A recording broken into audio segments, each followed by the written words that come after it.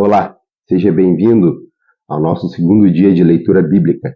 Nós estamos avançando e eu tenho certeza que vai enriquecer muito a tua mente, vai enriquecer a tua vida espiritual e também o teu intelecto.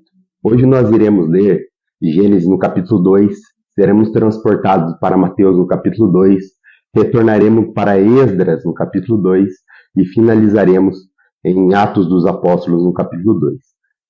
Não esqueça, antes de iniciar essa leitura, de curtir, compartilhar e também, se você tiver alguma dúvida teológica sobre a leitura de hoje, você pode deixar fixado aqui nos comentários e nós estaremos respondendo no decorrer desse tempo de leitura. Então é um prazer ter você juntamente comigo durante esse ano todo, onde nós com certeza diremos em 31 de dezembro, eu li a Bíblia toda em um ano. Vamos à leitura? Gênesis 2, hoje ele vai dar maiores detalhes sobre a criação do mundo e como o homem realmente foi criado. E no Gênesis 1, ele dá um panorama geral de como foi a criação, mas agora ele entra dentro dos detalhes e principalmente sobre a formação do homem e da mulher. Vamos à leitura? Gênesis capítulo 2, diz assim: Assim foram concluídos o céu e a terra, e tudo o que neles há. No sétimo dia, Deus já havia concluído a obra que realizara, e nesse dia descansou. Abençoou Deus o sétimo dia e o santificou, porque nele descansou de toda a obra que realizara na criação. Esta é a história das origens do céu e da terra, no tempo em que foram criados.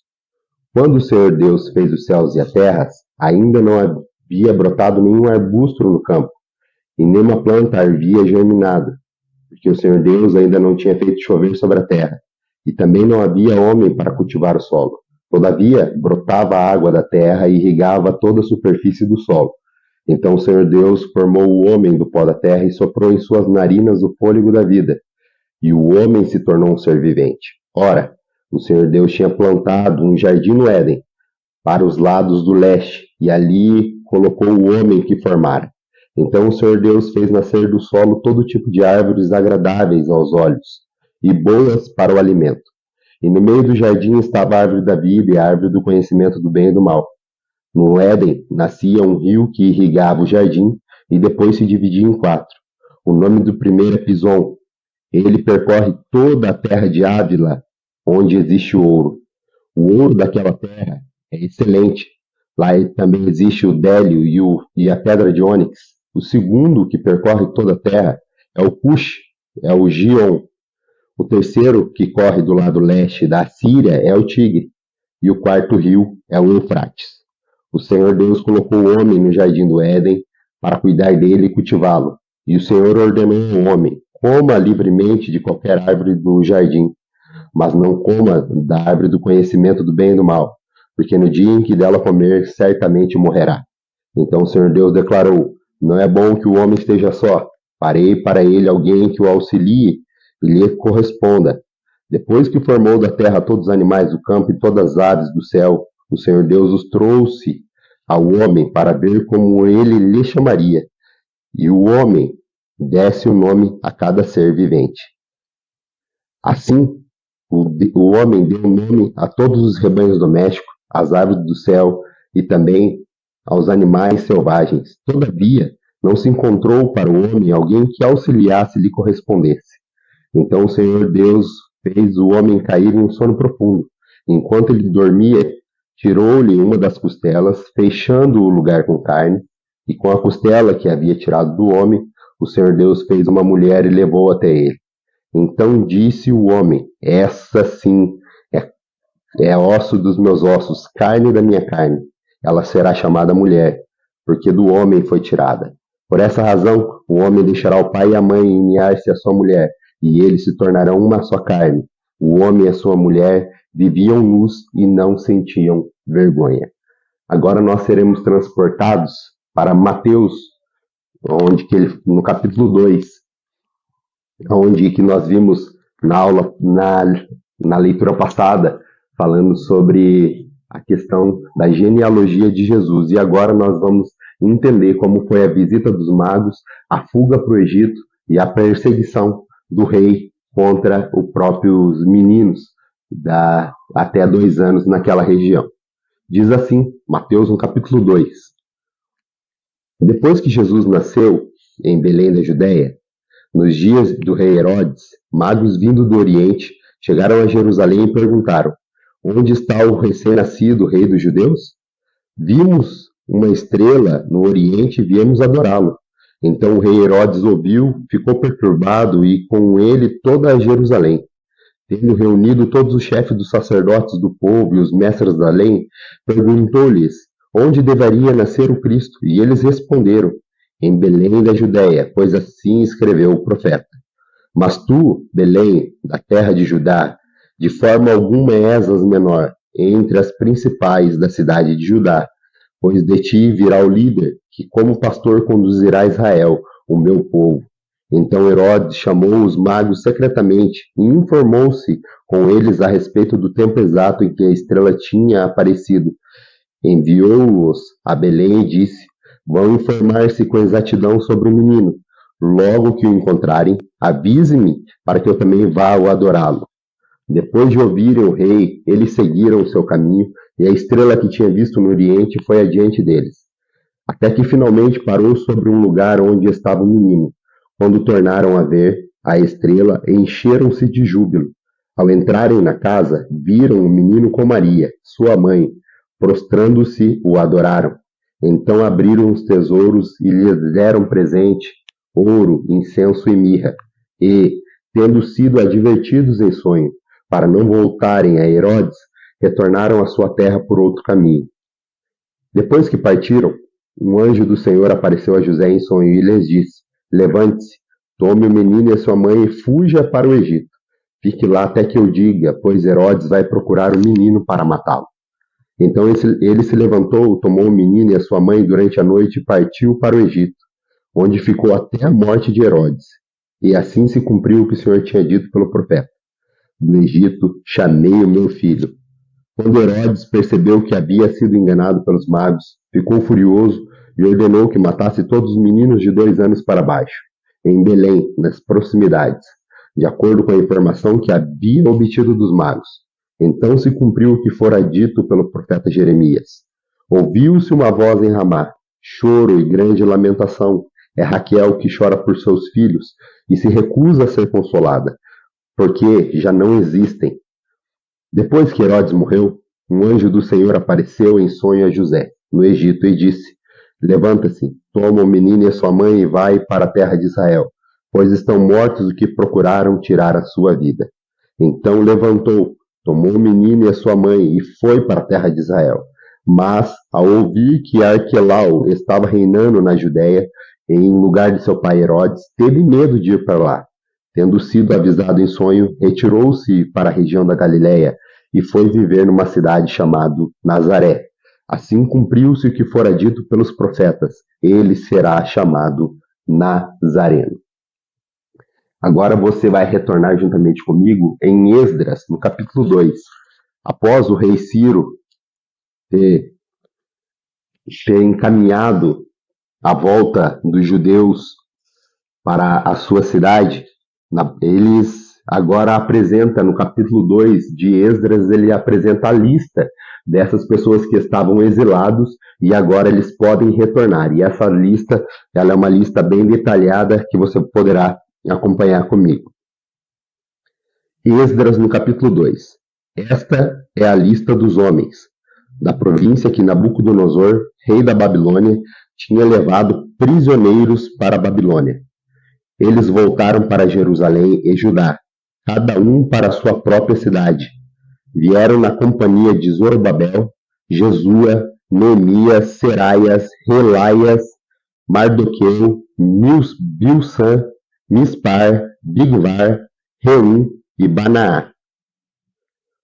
Esta lista é dos israelitas, os descendentes de Parós, 2.172, de Cefatias, 372, de Ará, 775, de Paate-Moabe, por meio da linhagem de Jesua e Joabe, 2.812, de Elão, 1.254, de Zatu, 945, de Zacai, 760, de Bani, 642, de Bebai 623, de Asgade 1222, de Adonicão 666, de Bigvai 2056, de Adim 454, de Ater, por meio de Ezequias 98, de Bessai 323, de Jora 112, de Assum 223, de Gibar 95, os da cidade de Belém 123, de Netofate 56, de Anatote 128, de Asmavete 42, de Kiriat Jearim, de Quifera e de Berote 743, de Ramá e Geba 621, de Micmas 122, de Betel e Ai 223, de Nebo 52, de Megbis 156, do outro Elão 1254, de Arim 320, de Lode, Adide e Ono 725, de Jericó 345, de Senaá 3.630, os sacerdotes, os descendentes de Jedaías, por meio da família de Jesua, 973, de Imer 1052, de Passur 1247, de Arim 1017, os levitas, os descendentes de Jesua e Camiliel, por meio da linhagem de Odavias, 74, os cantores, os descendentes de Asaf, 128, os porteiros do templo, os descendentes de Salum, Ater, Talmon, Acude, Atita e Sobai, 139, os servidores do templo, os descendentes de Zia, Assufa, Tabaote, de Quero, Sia, Padom, Lebana, Agaba, Acube, Agabe, Sanlai, Anã, Gidel, Gaar, Reaias, Rezim, Necoda, Gazão, Uzá, Pazéia, Bessai, Asná, Neunim, Nefuzim, Baquebuque, Acufa, Arur, Baslute, Meida, Azar, Barcos, Cecira, Tamar, Nessias e Ratifa, os descendentes do servo de Salomão, os descendentes de Sotai, Soferete, Peruda, Jaala, Darcon, Gidel, Cefatias, Atil, Poraquete, Razebaim e Ami. O total dos servidores do templo, os descendentes do servo de Salomão, são 392. Os que chegaram da cidade de Tel-Melá, Tel-Hassaf, Querube, Adã, Imer, mas não puderam comprovar que as suas famílias descendiam de Israel, foram os seguintes: os descendentes de Delaías, Tobias e Necoda, 652. E entre os sacerdotes, os descendentes de Abaías, Acós, Barzilai, homem que casou com a filha de Barzilai, de Gileade, que era chamado pelo nome do sogro. Eles examinaram seus registros da família, mas não conseguiram achá-los e foram considerados impuros para os sacerdotes. Por isso o governador os proibiu de comer alimentos sagrados, enquanto não houvesse um sacerdote capaz de consultar a Deus por meio de Urim e Tumim.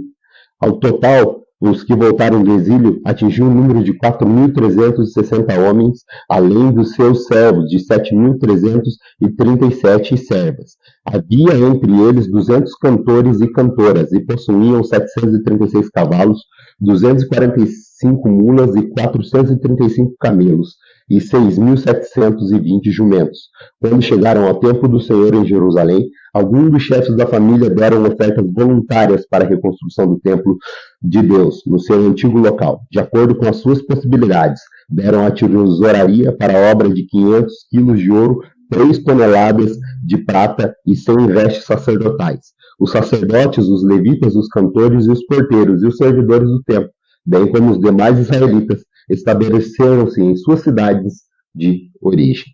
Agora nós iremos ser transportados para Atos dos Apóstolos, no capítulo 2, onde ele fala sobre a ascensão do Senhor Jesus Cristo e a espera e a vinda do Espírito Santo, que fez com que o cristianismo pudesse ganhar de forma estrondosa a vida de várias pessoas e pessoas sendo transformadas através da vinda do Espírito Santo. Jesus No capítulo 1, ele fala para eles aguardarem a vinda do Espírito Santo. E agora, aqui no capítulo 2, ele confirma essa vinda através do dia do Pentecoste.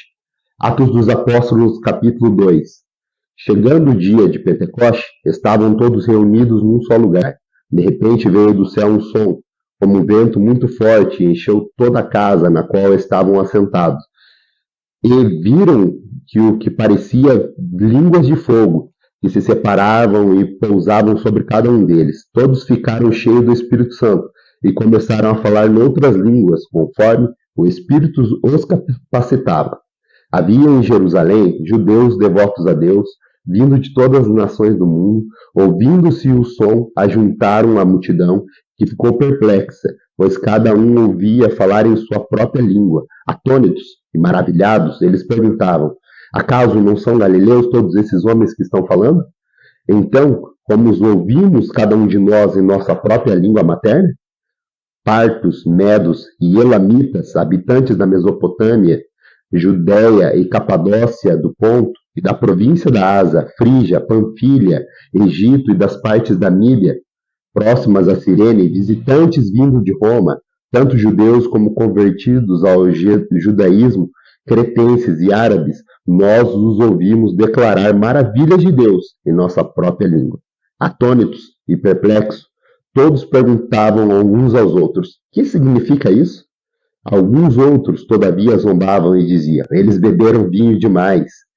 Então Pedro levantou-se com os 11 e, em voz alta, dirigiu-se à multidão: homens da Judéia e todos vocês que vivem em Jerusalém, deixe-me explicar isso. Ouçam com atenção. Estes homens não estão bêbados como vocês supõem. Ainda são 9 horas da manhã. Ao contrário, isto é o que foi predito pelo profeta Joel. Nos últimos dias, diz Deus, derramarei do meu espírito sobre todos os povos. Os seus filhos e as suas filhas profetizarão, os jovens terão visões, os velhos terão sonhos. Sobre os meus servos e as minhas servas derramarei do meu espírito naqueles dias, e eles profetizarão. Mostrarei maravilhas em cima e no céu e embaixo na terra. Sangue, fogo e nuvens de fumaça. O sol se tornará trevas e a lua em sangue, antes que venha o grande e glorioso dia do Senhor. E todo aquele que invocar o seu santo nome será salvo. Israelitas, ouçam essas palavras. Jesus de Nazaré foi aprovado por Deus e diante de vocês por meio de milagres, maravilhas e sinais que Deus fez entre vocês por intermédio dele. Como vocês mesmos sabem, esse homem foi entregue por propósito determinado e pré-conhecimento de Deus, e vocês, com a ajuda de homens perversos, o mataram, pregando na cruz. Mas Deus o ressuscitou dos mortos, rompendo os laços da morte, porque era impossível que o morto se retirvesse. A respeito dele disse Davi: eu sempre vi o Senhor diante de mim, porque ele estava à minha direita, não serei abalado. Por isso meu coração está alegre e a minha língua exulta. O meu corpo também repousará em esperança, porque tu não me abandonas na sepultura, nem permitirás que o teu santo sofra decomposição.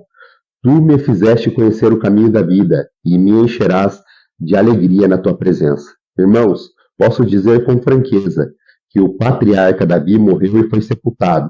O seu túmulo está entre nós até os dias de hoje, mas ele era profeta e sabia que Deus prometera sobre juramento que poria um de seus descendentes no trono.